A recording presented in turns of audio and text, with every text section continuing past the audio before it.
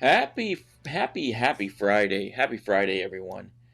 It is Friday. It's not Friday the 13th, Friday the 14th of August.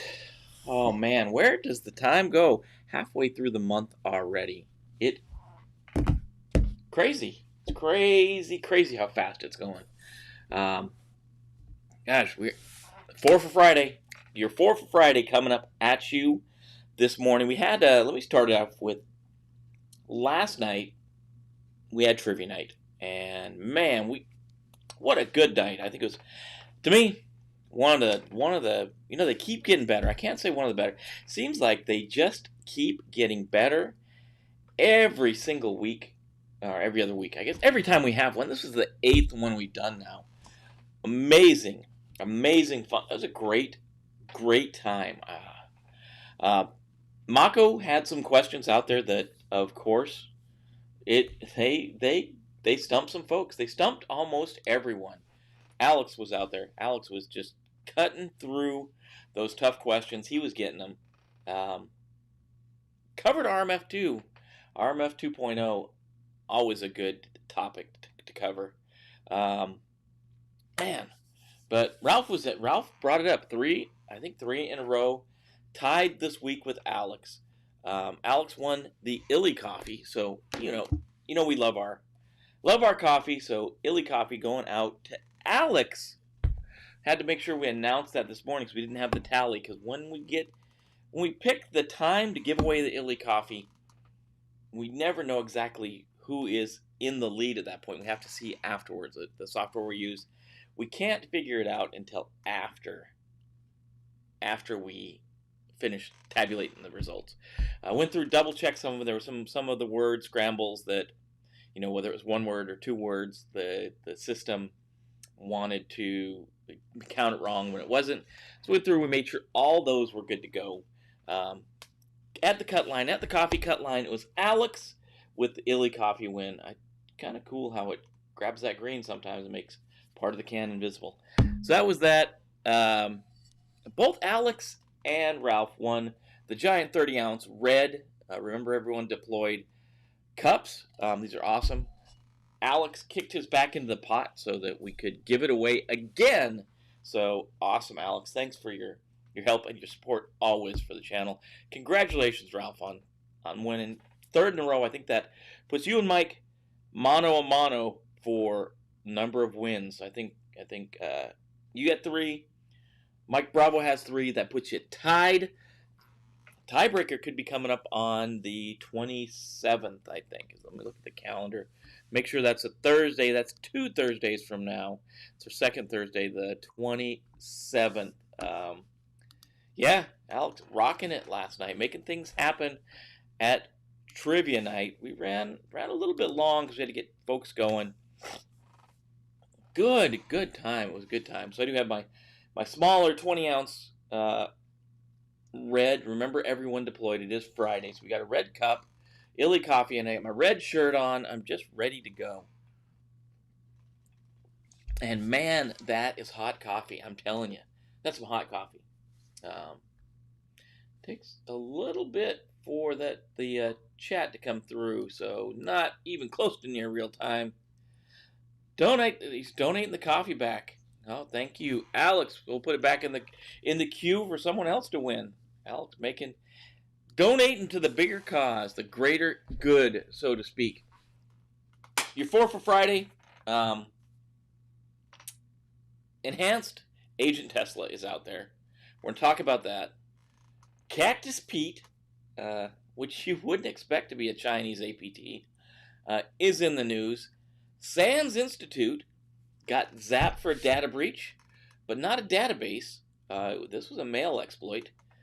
And Instagram is your new TikTok. That is, Instagram is getting sued now over a data, keeping data they're not supposed to be keeping. My miss was upset. I donated the cup. She thinks it looks really, really, really neat. Well, we could do something about that, Alex. We can let you have your cup back.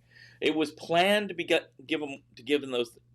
Wow, we'd plan to give this stuff away anyway. So if you want it back, I don't mind sending it out to you. Maybe we can get together and hand it off personally, even. That would be a good deal as well. Yeah, I don't mind mind that. I know. I was shooting that Kalispell Brewery shirt. And you need the 3 wins. Yeah, I think. Yeah, I think we got to figure out what the ratio is to get those because those are. We're gonna have to order those. We're gonna get hold of the folks in Kalispell, Montana, to get those sent out. Maybe they'll give us a deal on them. They are pretty cool. Or we could be making the. I think last night we talked a little bit about making shop shirts like that one. Then where the Kalispell Brewery logo was, we were going to put bad actor and something on the back. I don't know what would go on the back of those ones. No, goes back to the great effort. Okay. Yeah, have a chance to win another time. You sure will. The 27th will be the next time. Get out there and be there, be square. 40 questions. This seems to be the magic number. Get us through 2 rounds of, well, each round is 10, so we do 2 rounds of intermission and then 2 rounds. I always think we have a good time out there. I think it's a great time. I think it is a wonderful time. So we'll be doing that in 2 weeks on the 27th. See what treacherous stores Mako has in place. Gonna have to get him an armed escort to walk home anymore. It's always dangerous.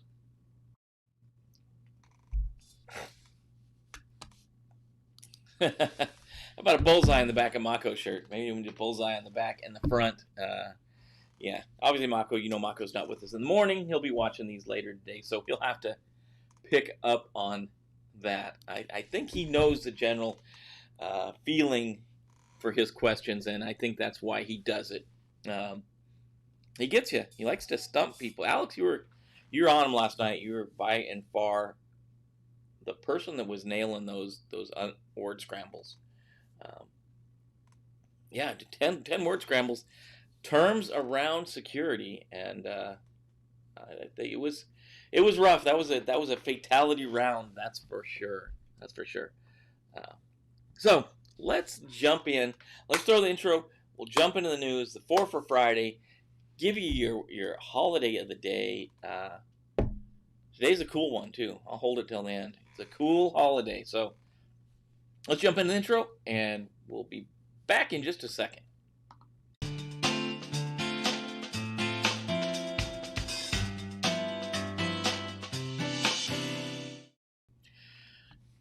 Now I'm saying Mako should have someone test his food, taster, the official taster, before he eats that stuff. That could be bad. I can't make that any larger than it is. I thought I could adjust the text size, but alas, not while we're live. I guess I'll have to figure that one out. Post next time we come on. So the weekend is upon us, guys. Weekend is right around the corner. Wow. Like Warrant Officer Dale Trippett used to say, it's only 2 working days till Monday. Always a way to start your weekend off with a bang. So Tesla, or Agent Tesla, making the rounds again. There's a new variant. If you know Agent Tesla, this is the information stealing Trojan. It's been identified as targeting commonly used applications, thus extending the scope of its attack to a very common internet user. So looking at common internet users now,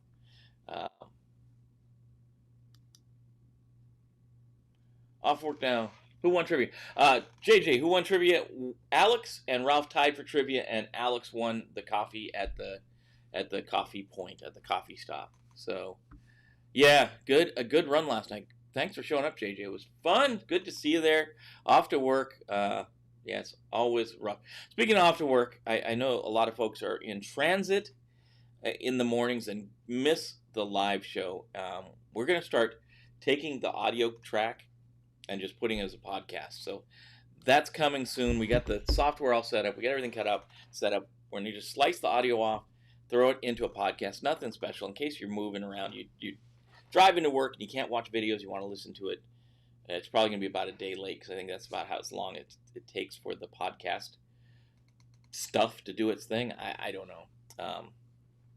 So that's coming soon. So this .NET based password stealing Trojan is now capable of recording keystrokes, taking screenshots of the compromised machine. It can collect both app and configuration data and user credentials from multiple applications, including Chrome, Chromium, Safari, Brave, FileZilla, Mozilla, Firefox, Thunderbird, OpenVPN, Outlook, and other things. After stealing the credentials, the Trojan uploads them to a C2 server or command and control server, either by File Transfer Protocol, FTP, or SMTP, Simple Mail Transfer Protocol. Besides stealing credentials, it can also steal the victim's clipboard contents, collect system information, and stop malware on the system. The new variant also tries to deliver secondary executables to inject into boundaries present on the target machine. Showing some recent attacks, and then it's showing that Agent Tesla, not Tesla the car, has been identified as one of the most actively used malware attacks. It has appeared several times in the list of top 10 malware strains. Why would people do this? Why would people develop a Trojan like this? Obviously, in the article itself, record keystrokes, take screenshots, collect application configuration data and user credentials from all those different applications, and ship them out. So, stealing information, allowing someone to get a foothold on that machine and use it for nefarious purposes. Of course, that's why the bad guy's going to do this. They want to use your machine to attack other people. They want to use your machine to steal your information. They want to use your machine to do something like maybe do some Bitcoin mining, things like that. They just want to abuse your machine. That's why.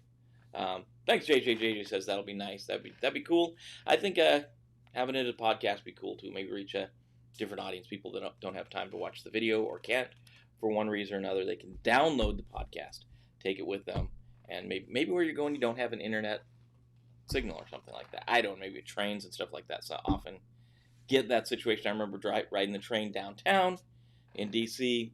You'd hit places where, like around Quantico, cell signal would just pretty much drop out. So be aware, Agent Tesla's out there. What we need to do to protect ourselves from this thing, we update our antivirus.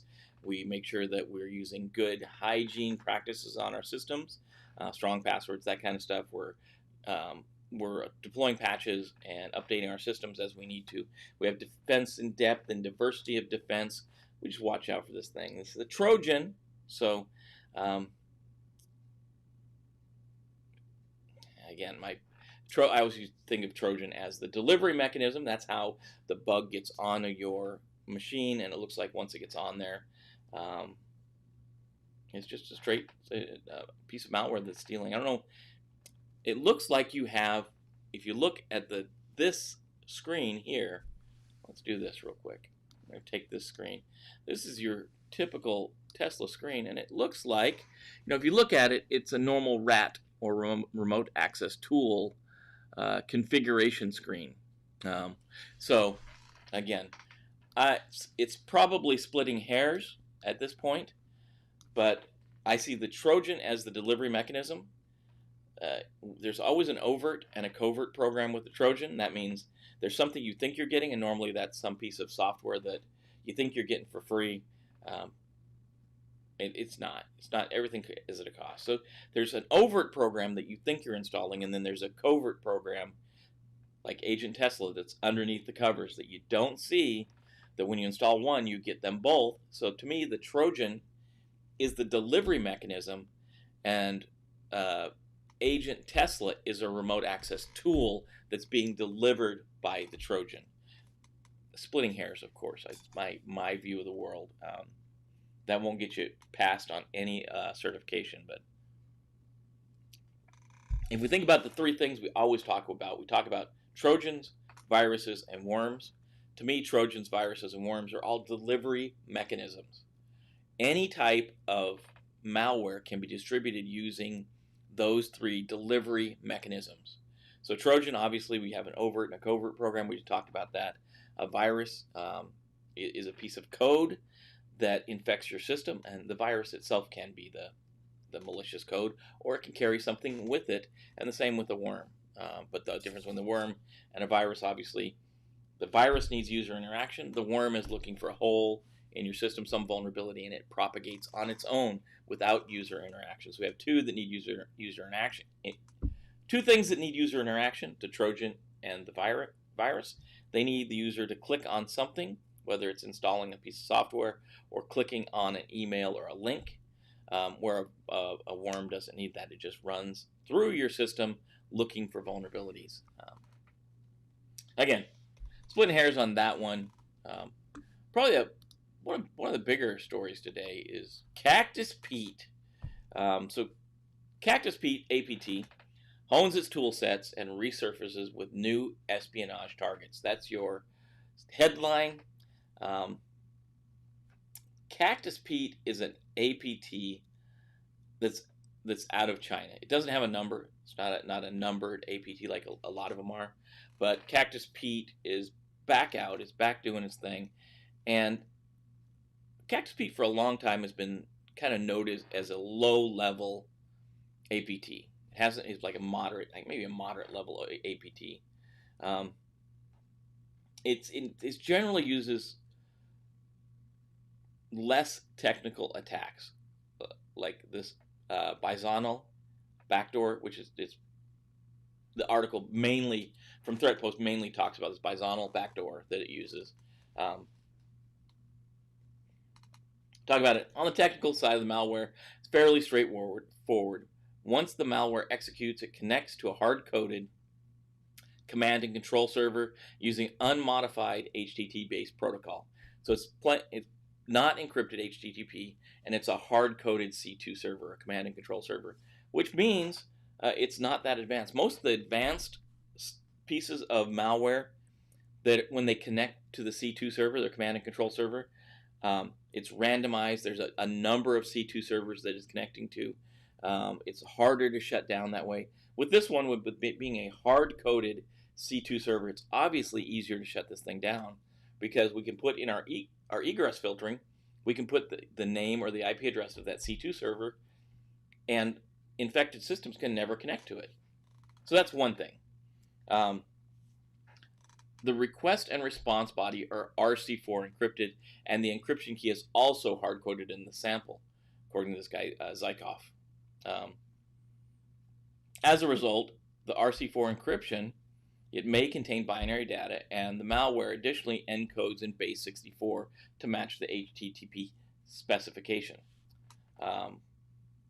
Talks about this once attached to the C2, Bizonal harvest various machine fingerprint information, host name, IP, MAC address, and the time the infected host, and the time on the infected host, giving it a time zone to figure out where it's at.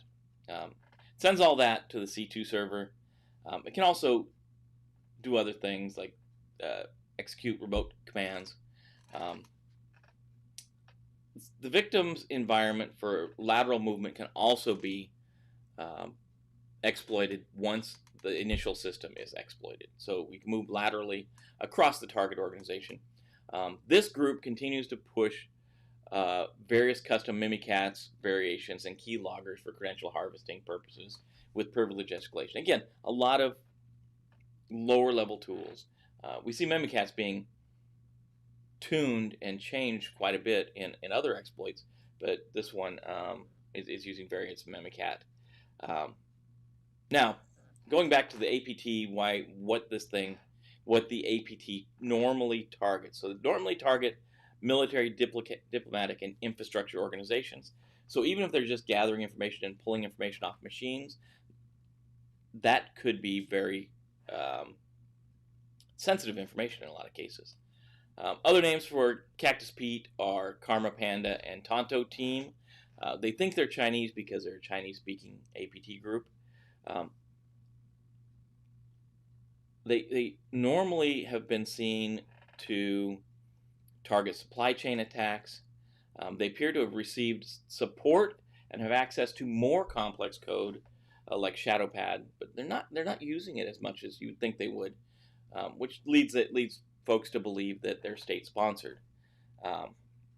In addition to better tools, the Chinese APT has expanded its geographic focus as well. Typically, Cactus Pete has collected victim information in Japan, South Korea, and Taiwan, where we'd see, there's a lot of Chinese APT threat actors that focus on that area of the Pacific Rim, and obviously the United States. Recent campaigns in 2020 show the group has shifted towards Asia, Eastern European organizations. For example, the Double T backdoor campaign targeted telecom and government organizations in new parts of Asia and Eastern Europe. So yeah, they a lot of times these guys use spear phishing as their way in. So you can see more. This is just another example of an APT, and there's a ton of APTs out there. Some of them have numbers, some of them don't. Cactus Pete looks like they're trying to move their way up the APT chain. It looks like there's more, maybe better sponsored by whoever's supporting them. So they're getting better tool sets now. Seems like they're not really using them yet. Maybe they're getting the feel for them, figuring out how to use them to the best ability, but they're still relying on lower level tools to move their attacks forward. 1 second. Man, that's hot. So no, they're out there. In the United States, are you probably going to be targeted by Cactus Pete? Probably not. Right now, they're going for Eastern Europe and Asia. We were in their target set for quite a while. So don't think that they can't shift back to Japan, Taiwan, South Korea, and the United States. Just because they're looking at Eastern Europe and Asia now doesn't mean won't swing back around and start their same old target set. If you're in the government, if you're in industrial sector, if you're in obviously a Department of Defense or Department of Defense supporting organization, when they swing back around to targeting their traditional target set, you are right in their targets again. So no Cactus Pete. They do target probably a lot of folks that are watching this broadcast, just because you're out here in the DC area. If you're out here, you're industrial, you're government supporting, you're DoD supporting, any three of these guys could be going after you, trying to get information. And that's really what they're after, trying to harvest information. Can they use your system to exploit a lateral attack across the organization? Sure. And as they get more advanced tools from whoever's sponsoring them, we can see that being more likely in the future, and their attacks to become more technical and more complex in the future. Maybe that's why they're in Eastern Europe now. Maybe they're honing their skills. Who knows? If they're state sponsored, if Cactus Pete's state sponsored, they're going to take their marching orders probably from Beijing, probably from the Chinese government, and they're going to determine what these guys do. So know they're out there, know what they're doing. One of their main ways into your system is through phishing exploits. So again, our best defense against phishing is training our end users. We've got to train our end users. We got to make sure they use updated malware protection. It's updated and it's kept current. The DAT file is kept current. Defense in depth, diversity of defense, that kind of stuff. Your friends, family, coworkers, they may be working in these industries that are in the normal, traditional target set of Cactus Pete. Just because they've changed their focus for now doesn't mean they won't come back for you later. So that's what's going on with Cactus Pete. You can obviously read about more of this in the show notes below. As always, you guys probably know this. SANS had a breach of data, and it's not a database breach like we normally see. We normally see somebody breaching the database and pulling information down. This was what Microsoft warned us about last month. This consent-based phishing scam. So that's what your article is. SAN Institute proves anyone can fall victim to a consent-based phishing scam. The short of this one is there was some spear phishing, some targeted phishing against SANs. the SANS Institute, and SANS provides some great training. And what this is a consent-based phishing scam that's centered around Office 365, which we recently rebranded to Microsoft 365. And what happens is when the attacks look pretty legitimate, right? When you click on whatever the link is, or the button or whatever's in the email, it's going to ask you permission for the attacker-controlled app to access data. And if it's crafted correctly, the end user is probably not going to think about this, and they're probably going to click through. And that's what happened at SANS. So someone, and they don't know who it was, they don't know if they were an administrator, they were in sales, they don't know where, but apparently when this user clicked the ability to share data with the application, 30,000 records were shared. That's a lot of records. That was all sent out through email. Jim Yacone, he was the chief of mission at SANS now. He was a former FBI assistant director. I remember Jim Yacone when I was supporting the FBI, was hanging out there at the same time. Not that we knew each other, but common background. He says, added on to the statement, the add-on was a result of a phishing email sent to several SANS employees. One employee, at least one, clicked the link and authorized the installation of the malicious add-on, which allowed for the creation of the forwarding rule that sent 513 emails containing exposed records to the anonymous attacker.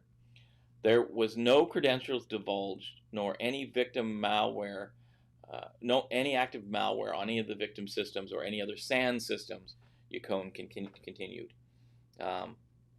He noted, the phish was carefully crafted email that looks like a file share from SharePoint via O365. After the add-on was installed, the employee was specifically asked to grant special permission needed to set up the forwarding rule. We validated during forensic analysis. This permission granting highlights the need to educate staff and the community on these types of attacks via security awareness. Who could we turn to? Who can we turn to for security education? I wonder. Who could we turn to? Oh, these guys, SANS. Their whole job is security training. Maybe I'm harping on this. To the end, Microsoft previously warned about this. Heather Ponton, VP of Product Management at Untangle, said, "We are in a day and age where everyone, even those security organizations, need to remain alert about the items that come across their inbox. Hovering over links from all email sources, make sure they correspond with the sender's information, and double checking who the email is actually from is important." It's unique, this unique disclosure involving the mailbox rather than a breach database from Zach Allen, Director of Intelligence at ZeroFox. Malicious forwarding rules are definitely an interesting vector for threat actors who are performing business email compromise or worse, espionage, especially with SANS clientele, who are all security professionals that work in the largest firms around the world. This could be an interesting attack from information gathering / espionage actor, but more likely the answer is a more persistent actor that's stealing financial details. SANS ultimately removed the rule. It's weird that this one person was able to send 30,000 records out. They had access to 30,000 records, and they know it was really focused on some folks. I got to find where it's at in here.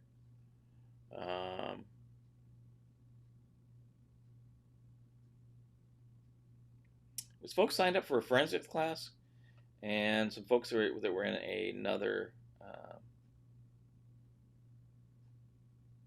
There we go. There's two groups of individuals. These 30,000 records came from two groups of individuals.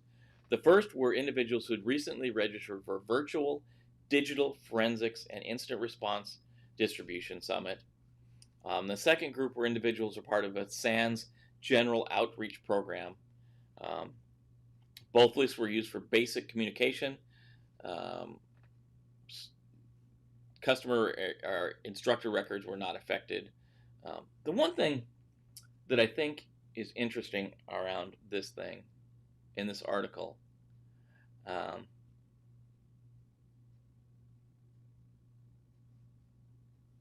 I gotta find it here. I'd marked it earlier. My markup is all gone.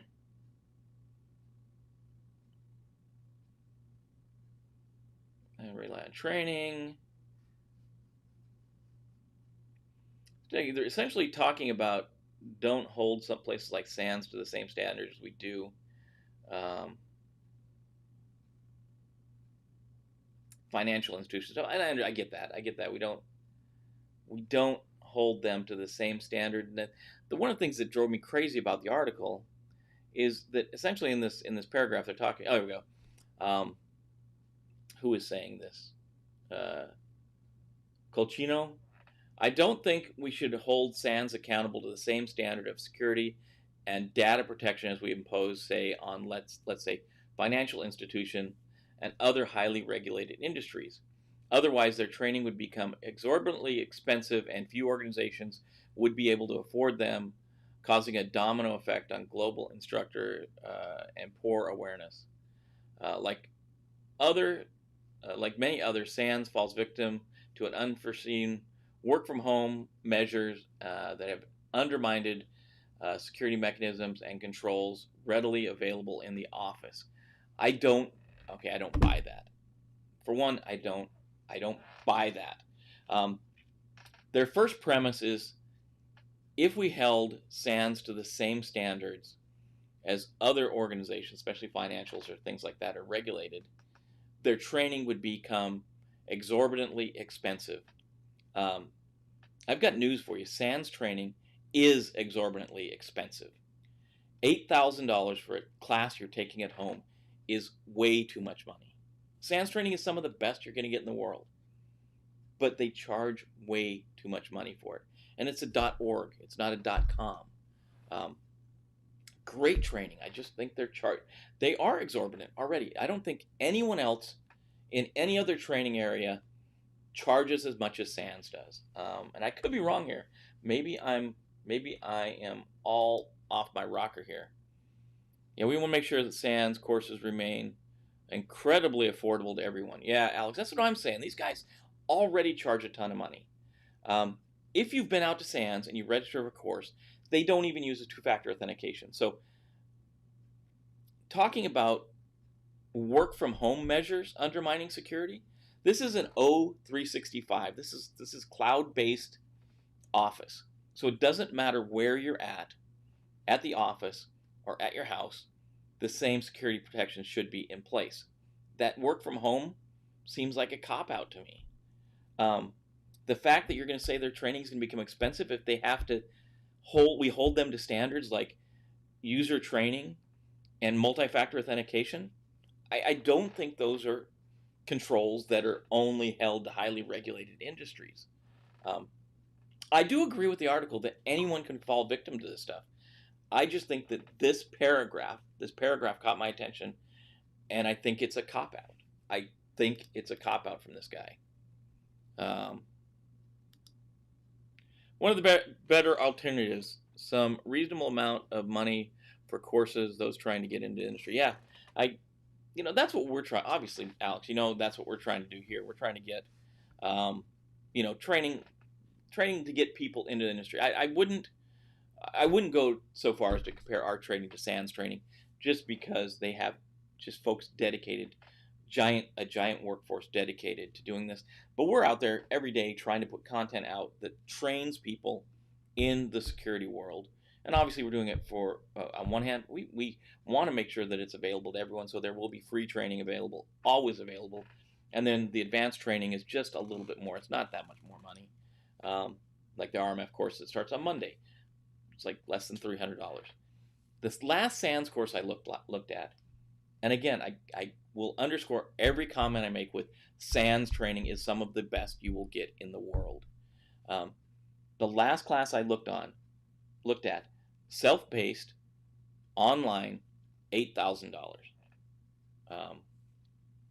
That seems crazy to me. It just seems crazy. And maybe they're keeping it that high to keep their credentialing elite. They probably do pay their instructors pretty well.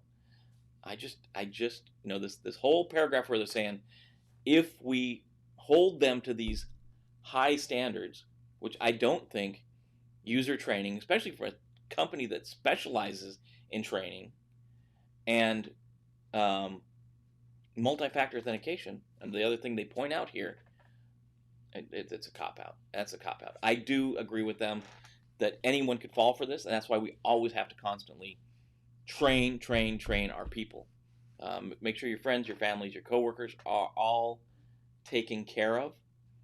We tell them about these things. We warn them that there is this new threat, and in this case, it's a threat. The email is going to look official. It's going to send you a link probably to an Office 365 account that's going to look official. It's going to probably bypass some of your security measures because it's going to come from O365, from a SharePoint site.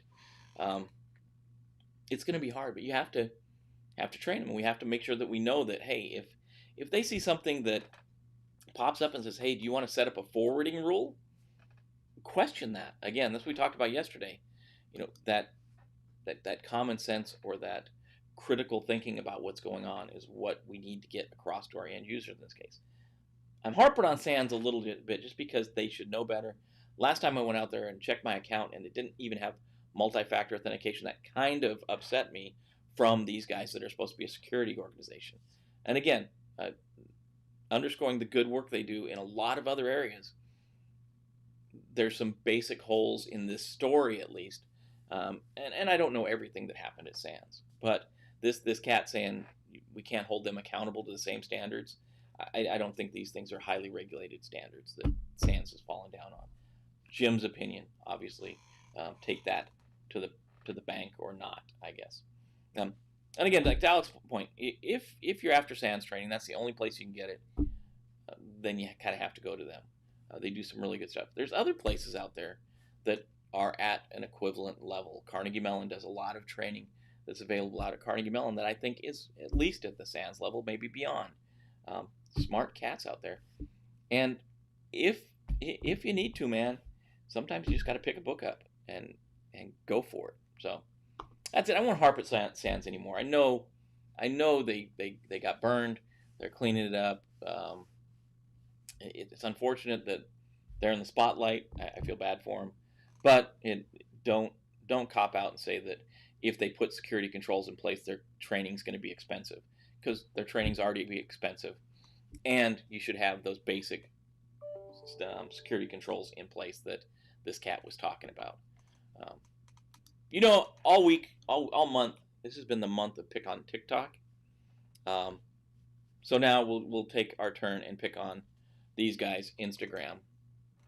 Facebook-owned Instagram is facing another lawsuit that claims that it illegally collected biometric data from phone or from photo tagging, the photo tagging feature it has.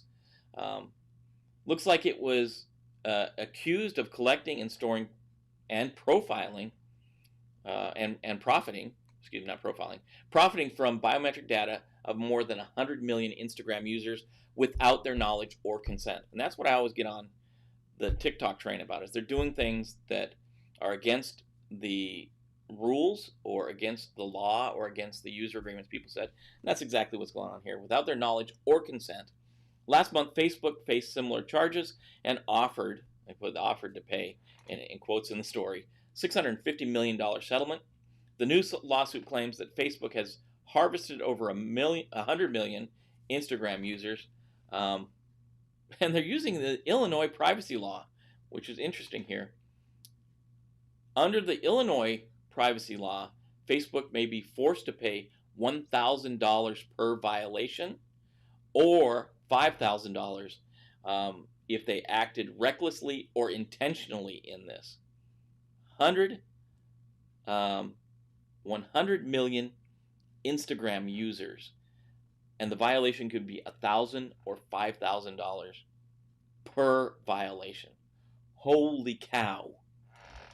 Lawsuit mentions that Facebook reportedly did not ask for user permission to collect biometric data and has been collecting it since the start of 2020.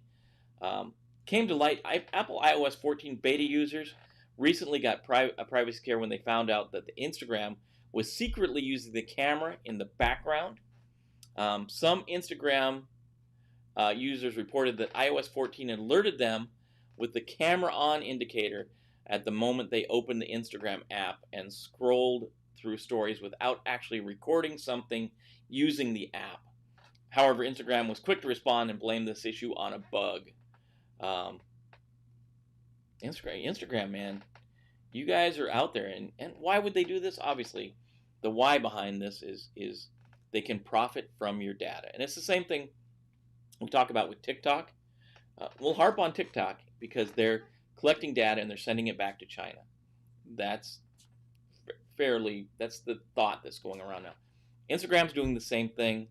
They are gathering this information and they're using it for some type of financial gain. They're profiting off of it. The fact that this camera's coming on, even if the user's not recording, what the heck is that all about? And I don't fall for the fact that it's a bug.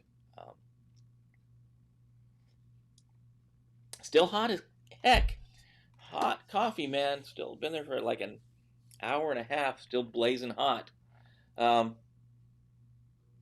Yeah, it's good. Could be ugly for Facebook. I mean, it's a lot of dang money. It's a lot of zeros, man. Be $100 billion if it's the low end of this law. So why they do it? They're gonna make profits. How do you protect against it? Sometimes you can't. If you're installing these applications, you read the EULA, you agree to the permissions that are being granted. In this case, they didn't ask for the permission to do it, and the whole turning the camera on early, this bug, that's even a bigger piece of it. If it wasn't for iOS 14, the iOS 14, if you don't know, iOS 14 for your for your Apple phones, your Apple devices, your mobile devices, Apple, not Android. I don't know what I'm thinking there. Apple will tell you when someone's accessing information on your phone, like your camera, for example. Matt, you're saying info at Cyber-Recon didn't. Oh, you got to put a dash in the middle. Cyber-Recon. Try that. Did you have the dash in cyber-recon.com? That's the info line to us. So info at cyber-recon.com. Hopefully that's just a mistake. It should work. If not, it's a new mail we set up for things just like this. So give that one a shot. If y'all ever need to get hold of us, info at cyber-recon.com. Put that in the show notes, I guess. So Instagram, I don't know how you really, in this case, there was no way, as for your friends, your families, your coworkers, there's no way to protect against this. They're just doing something illegal. They're like TikTok. With this case, and I think, Matt, you asked about this the other day, what's the difference between TikTok and Instagram in this case, or Facebook, or whatever? Nothing in this case. There's absolutely no difference at this point. TikTok, you're doing the wrong thing. You're harvesting information illegally. You're sending it to places you shouldn't be sending it. Instagram, you're doing the same thing. Okay, thanks, Matt. All right. Kevin, this is even if you block access to the camera. I'm not sure. We could check into that and see if there's any information on it. It's only part of a paragraph. It talks about the camera coming out. And I don't know if I would imagine so, because normally, okay, I'm thinking through how you set it up, right? So when you set up the app, it's going to say Instagram wants to have access to your camera. You're going to say yes, because that's what Instagram's all about, right? Taking pictures and posting them to the page. So you'd have to give access. And a lot of times you'd say access only when using the app, right? And you're going to be using the app. So I think if you typically totally block the camera, you wouldn't be able to use Instagram. I don't know. It's good to know. All right, thanks, Matt. Perfect. That's awesome. The contact page works. I'll figure out what's going on with the info address. Well, I think that's the feature that shows the green if the camera's on and amber is off. I think you're probably right. I don't know. I don't think I've done I'm on the beta program, but I don't think I've done 14 yet. I'll have to check. I don't think I've rolled up to 14. Yeah. But in this case, we're talking about iOS. So Matt's saying, whoops, sorry, Matt. Every laptop I know has a peep slider. That's a cover up a peep slider or a post-it note, right, across the top of the camera. But this is on a cell phone, right? These are folks that are using Instagram, and I've got Instagram for the Cyber-Recon page and everything. I'm still, I'm gonna be honest with you. All the cards on the table, I'm still trying to figure out how the heck to use Instagram. I tried to post a picture with some comments about the network rack we're building, so I snapped a picture of the rack with the punch down in there with the switch and the UDM Pro and the patch panel, and I took the picture and I was going to write some comments, and it just posted the picture because I'm kind of Instagram. I've got to be Instagram aware. Yeah, so I guess we're going to have to follow up on that to find out if it's, Kevin, if it is that the green light. It's the iOS 14 beta feature. I know one of the things I know with the beta, because I read a bit about it, when you go into the App Store, the app will always have all the information below the app about what information you're going to share with the app developer if you install the app. So more probably, Kevin, you might know, it looks like you already know quite a bit more about iOS 14 than I do, that's perfect reason why we get together in the morning. I lead the conversation, you guys fill in the gaps I don't know about, which obviously is bigger gaps every day, right? So I'm going to throw that back on the screen. So Kevin's saying, I think it's the feature that shows green if the camera's on or amber if it's off. You're probably right. I'd probably bet the farm on that. Yeah. Peep slider, yeah. We should get some of those. Should get some of those and start giving peep sliders out. Because right now I've got post-it notes there. This one, obviously, this one here, it's green, and this is the ugly camera. Let's find, where is my camera? Here's the FaceTime built-in HD camera. There we are, looking at, see the green screen? That's the camera there that doesn't have tape over it, but it's still there in case we want to use it. Probably the only computer I own that doesn't have something over the camera. That's just because it's part of the studio setup. You guys are right, though. Yeah, I'm with you, man. I always know the security guy in the room, gal, person, when they open their laptop up and there's a post-it note stuck across the camera. Oh, you don't need that. Your camera's not on. It's like, you don't know that. So, I think it was Kevin or Matt the other day that said, what's the difference between TikTok and Instagram and Facebook? And now I'm saying, with this article, absolutely nothing. The difference is the only difference now is what they're using the data for, right? So Instagram / Facebook using it for financial gain. TikTok, in my opinion, is using it for political gain. A sad state, we all know if you're a risk, a security, a cyber person, information is money. Information is the new money. It's the new currency. And the people that get it are the people that are making money. So there's Sierra Bravo. Come on, waiting for that there we go. Dual coffee mugs. Really need the caffeine. Nah, it's a fraud, Sierra. This one's coffee, and this one's water. So I'm fooling y'all. This is the giant one. This is the 30-ounce one. This is your normal 20-ounce coffee. Look at this. It's just a giant cup. That's why I relegated that one for water, and it keeps water cold, ice cold, for like a day and a half. But this is the coffee one. Dual coffee mugs. Yeah. I probably do need that much caffeine, though. as a matter of fact. So that's what's going on in the news. That's your 4/4 Friday. Get stuff from the office to cover the camera from what Optiv. I know a lot of the new cameras, not a lot of new cameras, a lot of the new laptops automatically have a slider on them now, like you were saying earlier, sliders. I worked for one pharmaceutical. I was consulting for them, and they had a good idea. Their security group went out and they bought sliders that fit on computers, and they had them branded with their logo and the security group. But they were kind of like a bubble. So you put them on a desktop, it was fine.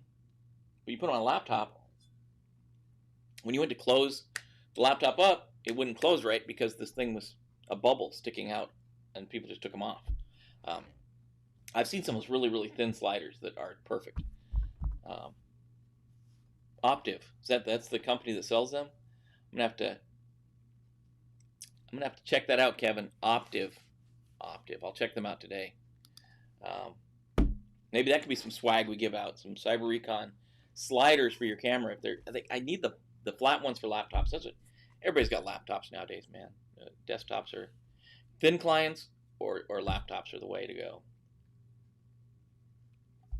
I got to give you my, if you watched a couple weeks ago, I got that small mini PC to run my VDI that I connect to work with. That thing's a champ, man. The fan comes on a little more than you want, but it's pretty quiet. You don't notice. Got to be dead silent in the room to hear it. That thing's two 4K HDMI outs. It was like a $200 box. It's about as big as two decks of cards side by side. Thing's a champ. Four VDI connections, right? So we're just doing, essentially we're picking up a screen scrape from a ESX server or something like that. So it's not highly intensive. It's perfect for this application. It does look like it's got a little juice. It's running full-on Windows 10 Professional. So it's got some juice to it because Windows 10, as we know, all Windows stuff is a hog. But that runs us to the bottom of our list, our 4 for Friday. Your holiday today. Today is Kool-Aid Day. I told you it was gonna be a cool holiday. National Kool-Aid Day. Second Friday in August. I'm so glad that they declared it National Kool-Aid Day. Do you remember the 1960 cartoon Kool-Aid Kids? I don't remember that. Kool-Aid was invented in 1927 by Edwin Perkins of Hastings, Nebraska. It was originally created in his mother's kitchen as a concentrate called Fruit Smack. To reduce shipping costs, Perkins removed the water content and marketed the powder form as Kool-Aid, and the rest is history. What's your favorite flavor is the question on this website. There were 6 original flavors: cherry, grape, lemon, orange, root beer, and raspberry, Perkins' favorite. In the 1960s, Kool-Aid packets were sold for just 1 thin dime. Over the years, there have been dozens upon dozens of flavors. A sugar-free version is also available. But wait a minute. What good's Kool-Aid if you don't get that sugar high? This is the official soft drink of the state of Nebraska. In your show notes, I've included the link to the Nebraska page, nebraska.gov, that talks about Perkins and the Kool-Aid invention. Lots of people do all kinds of weird stuff. Use it for makeup. Use all kinds. It will dye your fingers purple or pink or whatever. But it's Kool-Aid Day. Oh, yeah. Good day. Imitation grape flavored Kool-Aid. Always good. Kool-Aid's always good, especially in the middle of summer. They got the little squeeze things now. You can add it to your water. Just a little dash of Kool-Aid will get you going. So that's your rundown for today. I know we covered a lot of ground. Glad you guys could be here. Glad you could be there last night for trivia night. It was fun. And Sierra, yeah, after trivia night, probably would need 2 cups of coffee, 2 big old things of coffee to keep me going on a day like today. Last night was a fun time. Was good security fun. So that's what we got going on today. That's what we're all about today. It's Friday. You got the weekend coming up. Be safe. This weekend we're wrapping up a lot of the videos. If you are thinking about the RMF class, the RMF 2.0 class starts on Monday, still giving the discounted pricing through Monday morning. That's 25% off of the class. And so you know, and this is like the whole truth in advertising thing, the videos that are recorded for the class will be available for free on YouTube. So if you can't afford to take the class, the videos will be available on YouTube. The additional content we can't put on YouTube. It's interactive videos. It's things like that. It's Flipboard, like the question and answer flip over things. It's stuff that we can't put on YouTube. It's exercises. It's things like that. Those have to be hosted on a website, so we have to pay for the website and pay for the design and all that stuff. That's really why. And we talked to Alex and I talked the other day. Try to keep the cost as low as we can to get the most people into the field that can be qualified to work in the field. So the RMF is having an additional step added to our training, which is why the heck we use the RMF anyways. What the RMF about? What is the CAP all about? What is enterprise-based multi-tiered risk all about? What is NIST? All that stuff we're talking about first before we even talk about the prepare step, which is what a lot of people call step 0. So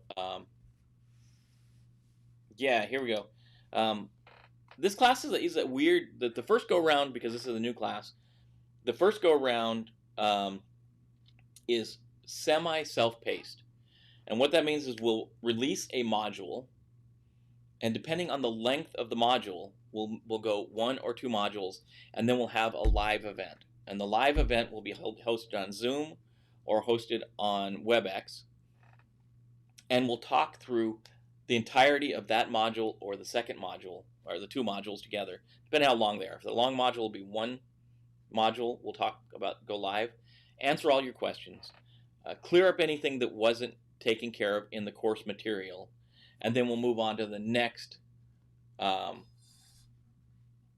next module. So it'll be, the modules will be dripped out, as the term the training industry calls it.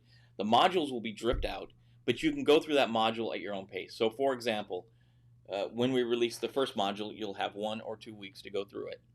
And at the end of that 2 weeks, we'll have a live session. So however you go through the module, we're not going to sit down and do live classes during the module, the courseware. But at the end of it, the live session will be taken care of, and it'll be recorded and sent to the people that are in the class. And then we'll do the next module or 2 and follow that same process all the way through the 8 modules. And that's so that's it. Essentially, it most likely will be a live session every 2 weeks. So you'll do your own self-paced training for 2 weeks, then we'll have a live session, 2 weeks live session, all the way through until we get through all 8 of the modules. Actually, there's 9 modules. That last one's preparing for the exam, the CAP exam if you're going to take it, but that'll be packed in with one of the other ones. Do you give an iPad away with registration? Yeah, like Sands does. Yeah, we could do the iPad. We could give the iPad away, but then we'd have to change the class to be whatever, $1,000 more, so we can cover the cost of the iPad. I'm assuming most of you guys have computers, so it's risk management. So you can actually do a lot of it. Well, other than get on the website, a lot of it's, you don't really need a high-powered computer to get through it because it's web-based. So there's a lot of interaction, interactive stuff. But it's just throwing that out there. That's what we're doing for what's coming up for us on Monday. So this weekend I'll be tying up the loose ends on that, making sure the website is up to speed. I know, as you know, Mako, Emily, and Jimmy helped me get through these things. They're working on it. Emily's been doing a lot of stuff on the website. You wouldn't believe, looking at the surfaces of this stuff, you wouldn't believe how much goes into some of this. That it looks flawless. I know it looks flawless when I do it. I'm kidding, of course. But yeah, it's the big thing is our focus as an organization, the whole Cyber-Recon team here, training people to get qualified people into the security field, because we need them. We're like 2 million short this next year coming up, and as we work from home more, the need for security people is even going to grow more. As we have more self-driving cars, it's going to grow more. As we have more AI and augmented reality in things, security, the need for security folks is not going to go down in the foreseeable future. It's going to continue to go up. So if you're looking to switch careers, if you're in IT, or maybe you're in something totally unrelated and you're trying to get into security, info security, this is the way to go. There's going to be a sustainable future for as far as I can see forward. So that's Alex. Always got good things to say. Some of us have a clue as to how much time. However, I'm not sure everyone is appreciative of what Cyber-Recon does. I appreciate you saying that, Alex. It does take time. Even this morning show, I usually am up at 5 or so. It's between 5 and 5:30 to come down here. I know people on DC say that big deal because they get up at 4 to travel downtown. I'm with you. But I get up and spend about an hour and a half getting the show notes to get it together, getting everything together so that we can go live and talk about it. It's not a big thing. I mean, it's just one of the things I want to do because I like doing this. I like talking to you guys. I like getting things going forward. And then every hour of courseware we put together is about 4 hours to get it actually wrapped up and online. So 4 to 6 hours to go. It goes into every hour. So just crying and whining to you on a Friday. Not what I want to do. We're here for you, though. We're here for the people trying to get into security. We're here for the folks that are trying to expand their security knowledge. That's what we want to be about. That's what we want to be known for. We want to be known for helping the security, the cyber, the risk community. That's my number one goal. If you can pay for it and get the extra stuff, that's great. If for some reason you can't pay for it, it's going to be a little more work, but it's still going to be available on the YouTubes for free.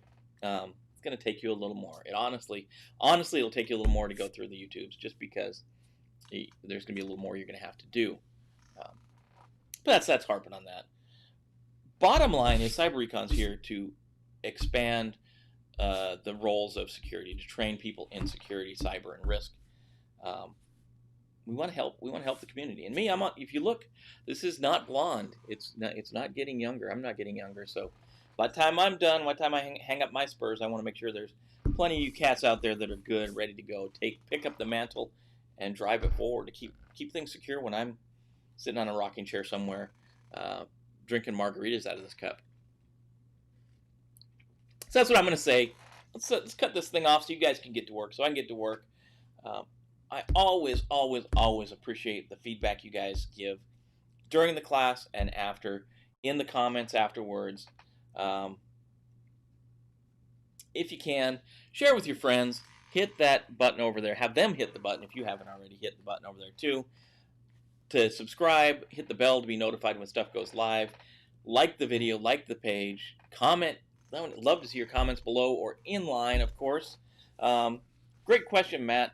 Throw that on the screen. I'm trying to figure out how to tell my brother-in-law where to start. I'd say where to start is just with the basics. If they don't know anything about IT Fundamentals Plus, that's going to be on the schedule. I promised Alex the schedule will be out today. That schedule will be out today. It's going to be the end of the day today, our new schedule. Matt, your question? Start with IT Fundamentals Plus. And that's, if they don't know anything about IT, that's going to say, this is what RAM is. This is what a SAN does. This is what a database is. Here's what a processor is. CPUs. We're going to walk through all that. We've got it. Some of it started already, the old ITF Plus that we've got on our page. You can look at some of the videos down there. That whole module will be put in a playlist. And if you want to point them at that, start them there. The Security Plus is going to get going again. Put that back on there. And what's Alex say? Maybe I should have more children, ensure the legacy continues. Box of wine, soft lighting. Well, that's what Mako is out there doing it. Mako, if you don't know, is my son.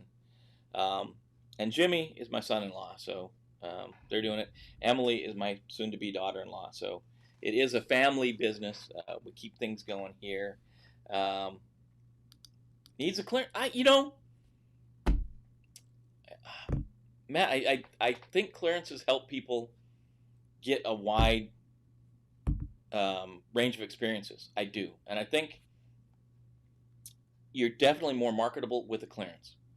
That being said, there are so many places that need security professionals that don't require a clearance. I'm talking about the financial industry. They're going to want a background check. They're going to want a fingerprint check, but they don't need a clearance. Um, Auto industry, the pharmaceutical industry. There's so many industries that need help. But yeah, clearances definitely help, especially out here. Radio producer for over 13 years. You probably know some technology then. That's a long time in industry. Kevin, IT first. Yeah, that's why I pointed IT fundamentals first. Make sure you understand the basics. Know what a database is before you try to secure a database. Know how networking works before you try to secure networking. I couldn't agree with you more. That's why I say IT Fundamentals Plus. IT Fundamentals Plus is just kind of a shortened version of the A Plus. If you haven't done the A Plus, it's still worth it. Then security, right, Kevin? Alex, yeah, we don't talk about it that much. You guys are in the few select people to know that Mako is my son. Yeah, Mako's my son. He's a good cat, man. Then security. Got lucky from a college peer. If you can get sponsored, honestly, I'm going to tell you, the way I got my clearance, I was in the military. The way most people get their clearance is they're a government employee or they're in the military. Government employees in the military, they can pay for it. Contractors, most of the time, aren't going to pay for you to get your clearance unless you've got an excellent skill set that they particularly need. It's expensive for them to get you cleared. Luckily, I got lucky from a college peer. I got lucky from the Army. The Army got my clearance, and I didn't know what it was worth until I started using it. No one needs a clearance. A clearance is great, but not needed in this industry. 100% agree, Alex. Things are expanding so rapidly now, and there's so many more opportunities online where you don't have to go to those centers. If you're out here in DC, the DMV, DC, Maryland, and Virginia area, it's centered around the government. It's centered around clearances. Probably the cream of the crop, best jobs are around those industries, and a lot of those organizations require clearances. But if you go up to Michigan, where they're making a lot of cars, or down in San Antonio, where they're making a lot of trucks and stuff, or anywhere like New Jersey, where there's a lot of pharmaceuticals, those areas, they're going to want a background check. Usually it's light. The financial is going to be probably the hardest one. They're going to do a little deeper check on you. But Alex is right. You can get in. There's a ton of places outside of where you need a clearance. And in the government, you can do just a background check sometimes. I forget what their low-level clearance. It's not really a clearance. It's a background check, suitability check, or something like that. Get the certs in DoD 8570 and apply for that job. Need a low-level clearance. Best chance for hiring you and sponsoring your clearance. Yeah, Sierra Bravo. Sierra Bravo, great. If you want to get the clearance, that's exactly the way to do it. Find one of the jobs that has get your 8570 cert. Find a job that's tied to that. If they're government, you're probably a shoe-in. They're just going to pay. It's soft dollars to them. They're just going to pay for your clearance and you're going to be done. If it's a contractor, there's a 50-50 chance, especially if it's like a secret clearance. Those aren't too expensive. Then you get your secret, and then you start working for your TS if you want to get your TS. Ton of jobs open up with your secret clearance, and it's fairly cheap to get a secret clearance. Unfortunately, you can't just go get it yourself. You have to have someone sponsor you.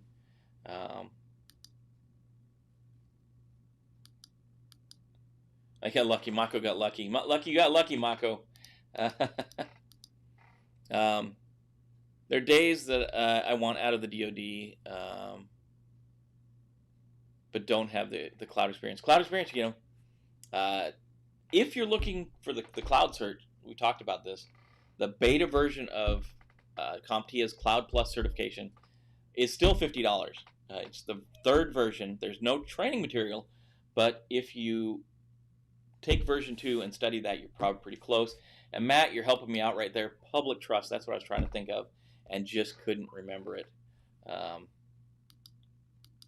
There you go. I hear Sans is going to be hiring security people. Having no luck with the gov jobs. It's hard to get in gov jobs. That's Matt corrected that. That's why I knew it was gov jobs. It takes like a year and a half to get a government job sometimes, and that's if they're not. A lot of time, and the dirty secret of the government.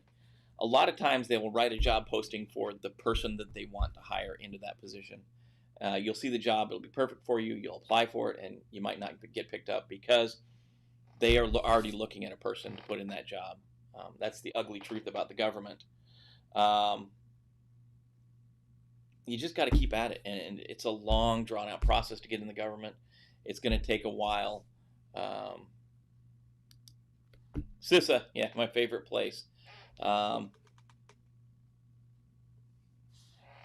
CISA, most of Homeland Security is top secret, though, I think. Most places I looked, and Homeland Security requires a top secret clearance. I'm not sure about CISA. I would assume they would be the same. I'm not sure, though. But yeah, there's plenty of places to get it. If you don't want to work for the government, you don't want to get a clearance, you can't. Alex, I'm with you. For me, I actually intentionally let my clearance expire because it's too easy. If you have a clearance, it's too easy to get brought back into that environment. And I for years and years, I worked in a SCIF, or a sensitive compartmental information facility.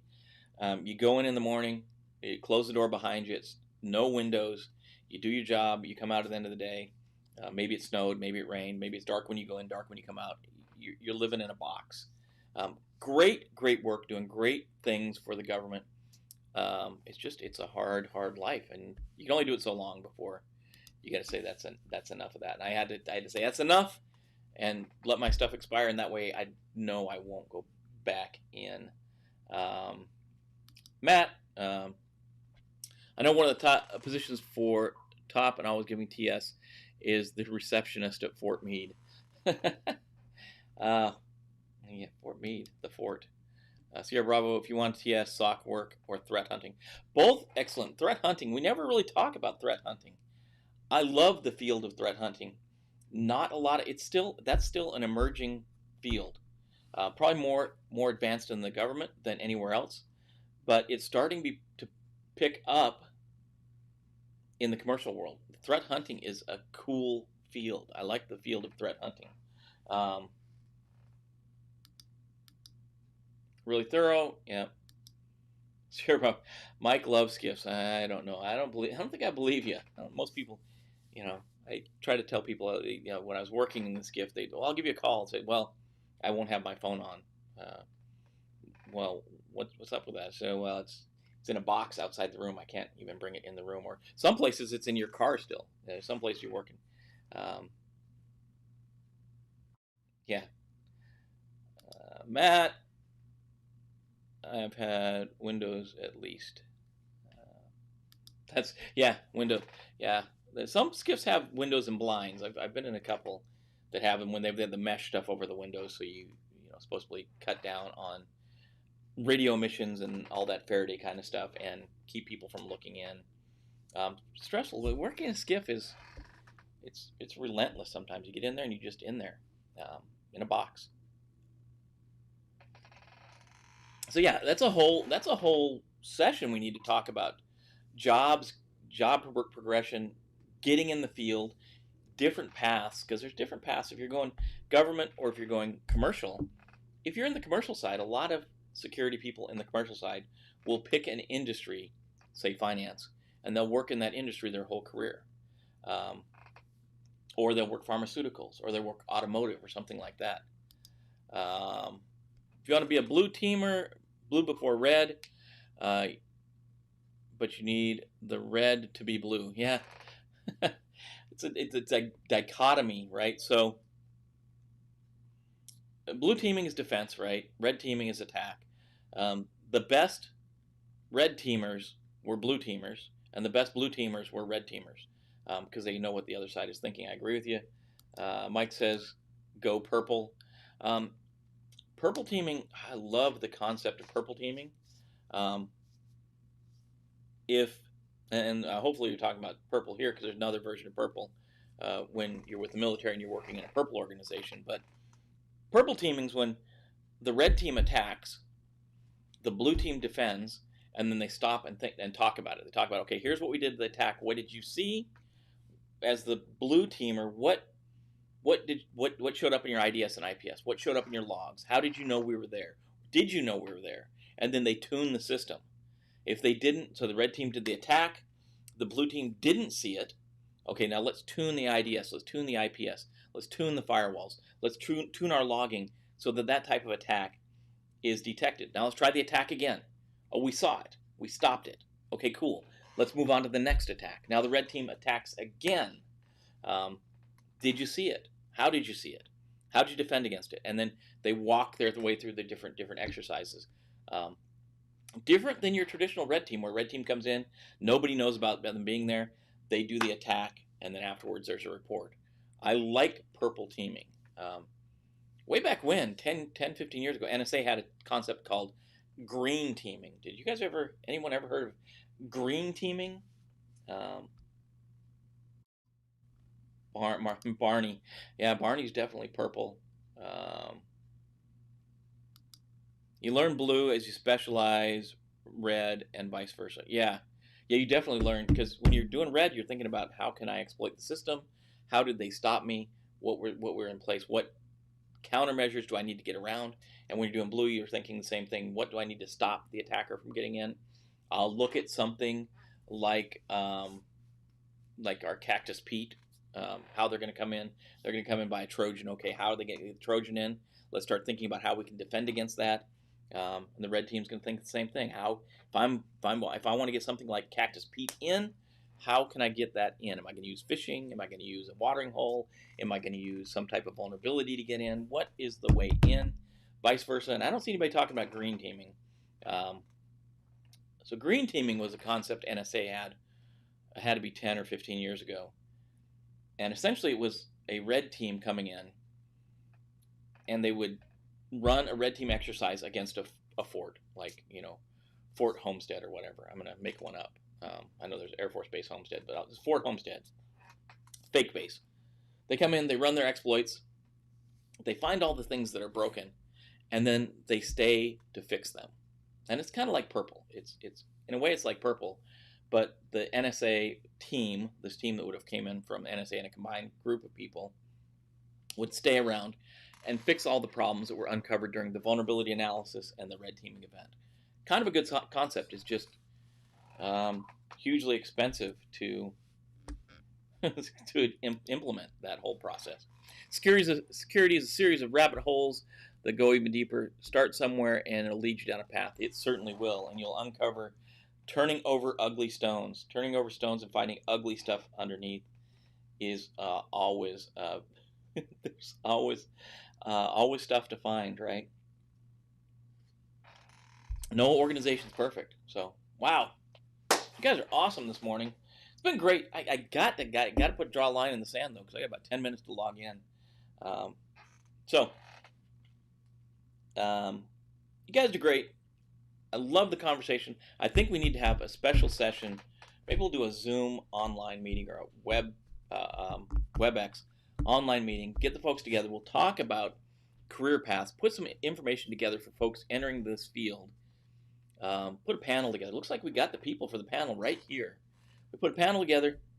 Give some insight how to get in the field, whether you want to go government or whether you want to go commercial, how to get it going forward, and just put it on the YouTubes for people to watch and get hyped up for where they want to go in the field. God, I love you guys for that. You guys are awesome.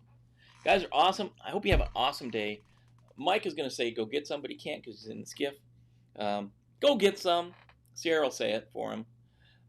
Be safe out there. Take care of your friends, your families, your coworkers, and your organization.